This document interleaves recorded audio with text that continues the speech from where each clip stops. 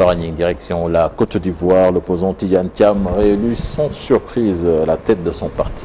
2 jours après avoir donc démissionné de son poste, Tidjane Thiam a été élu mercredi à la tête du PDCI, principal parti d'opposition ivoirien. Ce scrutin joué d'avance était destiné à renforcer sa légitimité après des mois d'imbroglio autour de sa nationalité, alors que se profile donc la présidentielle du 25 octobre.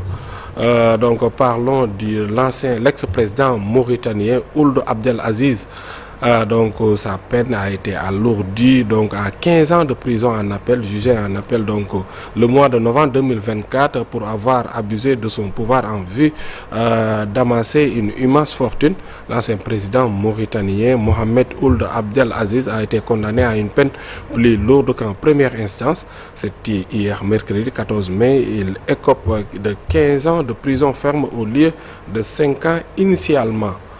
Le procès de ce massacre avait notamment abouti à la condamnation de Moussa Dadis Camara à 20 ans de réclusion.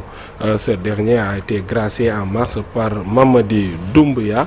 Mais lors d'une cérémonie Cheikh Tidiane à Conakry, donc le président avec le premier ministre Yahya Karaba Kaba, 9 personnes ont reçu chacune un chèque dont les montants n'ont pas été communiqués. Au total, ce sont 334 victimes du massacre du 28 septembre 2009 qui devront recevoir des indemnisations selon un calendrier non défini.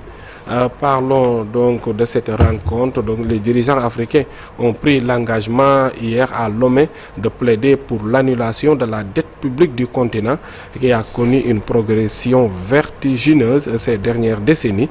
À l'issue d'une conférence de 3 jours de l'Union africaine sur le sujet, dans leur déclaration finale, les chefs d'État et de gouvernement de l'Union africaine ont affirmé leur ferme engagement à plaider en faveur de l'annulation de la dette au cas par cas, en tenant compte de l'incapacité de certains pays africains à honorer le service de leurs dettes. Pour finir, la Russie a dévoilé donc hier les membres de la délégation qui participera donc aujourd'hui au pourparlers sur le conflit en Ukraine sous l'égide de la Turquie. Le Kremlin n'a pas fait mention du président Vladimir Poutine qui devrait donc être absent à Istanbul. Selon un représentant américain, Donald Trump ne fera pas non plus le déplacement. Certian, c'était tout pour les actualités hors de nos frontières. Merci Papa Ragning. On te retrouve dans une demi-heure pour d'autres actualités nationales et internationales. Légui dañuy ñëw dem ci xët bu njëkk bu yéenekaay ànd ci ak El Hadj Malick Thiam.